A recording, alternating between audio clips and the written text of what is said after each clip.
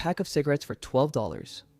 And somewhere in the supply chain between the tobacco leaf that grew in North Carolina and the pack that Jake just slid into his pocket, a company made approximately $9.60 in gross profit on a product that cost 40 cents to manufacture. That is a 96% gross margin on a product that 40 million Americans buy every single day. Whether the economy is good, whether they lost their job last month, whether they told their doctor they were quitting, whether they genuinely intend to quit, and the company that manufactured that pack has been told for 50 years by regulators and health authorities and financial analysts that its customers are dying, its market is shrinking, its product is being sued, advertised against, taxed into unaffordability, and regulated toward extinction, and its stock has outperformed the S&P 500 for most of the last 50 years. Today, I am going to decode the most controversial, most profitable, and most misunderstood business model in the history of American commerce, the margin that defies rational explanation. Here's the number that makes every business school professor pause: the net profit margin of a major cigarette company. Philip Morris, Altria, British American Tobacco runs between 35 and 40% of revenue. Apple, which makes the most profitable consumer electronics in history, has a net margin of approximately 25%. Google, which runs the world's most profitable advertising platform, generates approximately 23% net margin. Amazon, which operates the world's largest e-commerce platform, generates 3 to 5% net margin. Cigarette companies generate 35 to 40% net margin on a product that costs 40 cents to make and that their customers buy compulsively, regardless of price increases, regardless of health warnings, regardless of social stigma, regardless of their own stated intention to stop. The addiction economics. Here's the economic foundation that makes the cigarette business unlike every other consumer goods business on earth, and that explains the margin that seems impossible until you understand the mechanism behind it. Addiction. A pack-a-day smoker consumes 365 packs per year. At $12 per pack, that is $4,380 annually, spent on cigarettes, and the defining characteristic of that spending, from an economics perspective, is that it is almost entirely inelastic, meaning that when the price goes up, the quantity consumed does not go down proportionally. A regular consumer product, if the price doubles, demand typically falls significantly because consumers switch to alternatives or simply buy less. A pack-a-day smoker who has smoked for 15 years, when the price of their brand increases from $12 to $14, typically does not reduce their consumption by the mathematically predicted amount. They reduce their spending elsewhere, the food budget, the entertainment budget, the clothing budget, before they reduce the cigarettes. And this price inelasticity, this structural insensitivity to price increases, is what gives cigarette companies the pricing power to raise prices 3 to 5% every year. In a market where their volume is declining 3 to 5% every year and generate approximately flat or slightly growing revenue in perpetuity, the declining volume paradox. Here is the economic phenomenon that confounds analysts who look at the cigarette industry purely through the lens of volume. US cigarette consumption has declined from approximately 600 billion cigarettes annually at peak to approximately 200 billion cigarettes today, a 67% decline in volume over 50 years. And yet Philip Morris USA, which sells Marlboro, the best-selling cigarette in America, has grown its revenue over the same period, not despite the volume decline, but partly because of it. Here's how that works. As the number of smokers declines, the smokers who remain are the most addicted, the most price insensitive, the most brand loyal, and the most reliable, which means the declining volume actually leaves behind a customer base with higher average consumption, higher price tolerance, and lower acquisition costs because they are not going anywhere.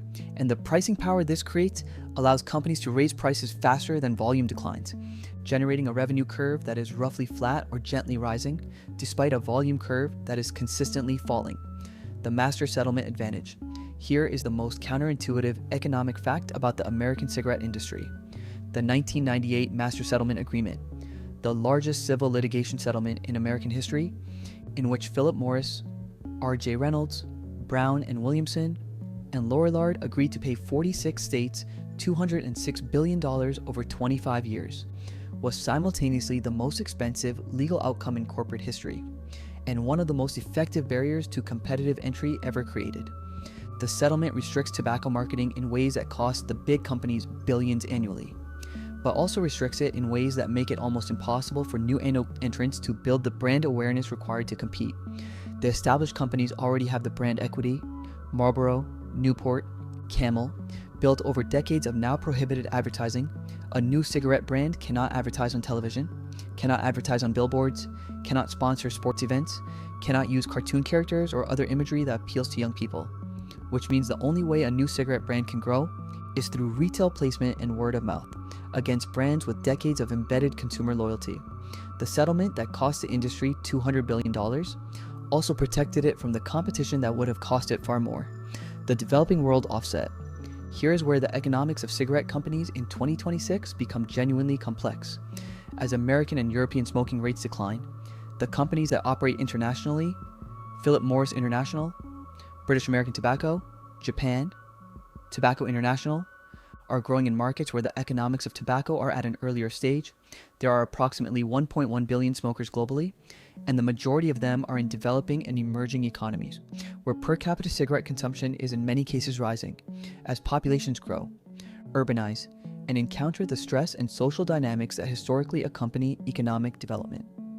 Philip Morris International, which operates separately from Philip Morris USA, generates revenue from approximately 180 countries, and in many of those markets, the regulatory environment, the health awareness, and the social stigma around smoking are significantly less developed than in the United States, which means the volume declines that are depressing American cigarette economics are being partially or fully offset by volume growth in markets that represent 4 times the global population.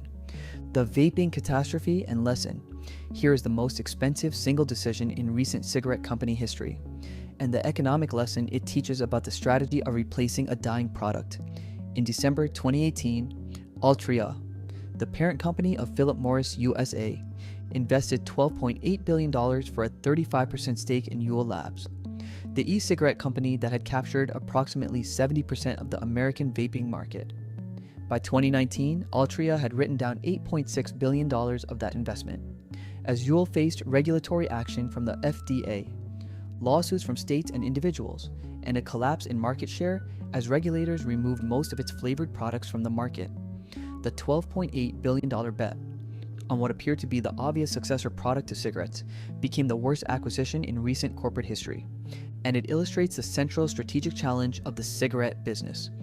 The product that is replacing cigarettes is not as profitable as cigarettes, not as addictive in the same reliable way, not as regulated in the ways that protect the incumbents, and not as simple to manufacture and distribute. The cigarette company that navigates the transition from combustible tobacco to reduced risk products without destroying the extraordinary economics of its existing business in the process has not yet been clearly identified. Here's the honest truth about the economics of owning a cigarette company. It is simultaneously the most profitable consumer goods business in the history of American capitalism, and one of the most ethically compromised. The margin exists because the product is addictive. The pricing power exists because addiction eliminates rational consumer choice. The shareholder returns have been extraordinary because the business generates cash faster than almost any other industry, and uses that cash to return to shareholders through dividends and buybacks, at rates that have compounded into generational wealth for long-term investors. And the business is also one that profits from a product that kills approximately 480,000 Americans per year, and that has spent decades and billions of dollars deliberately obscuring that fact from its customers. Jake slides the pack into his pocket, and the 40 cents it costs to make has become $12 in his pocket, becoming $9.60 in gross profit for a company he has never thought about economically. You have been decoded.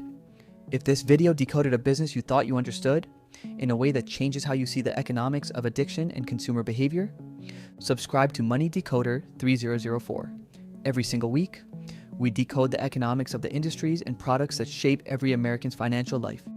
Simply, honestly, and clearly. Drop a comment below. Do you think cigarette company stocks are a good investment knowing the full economics? Tell me what you think. I read every single comment. And I will see you in the next decode.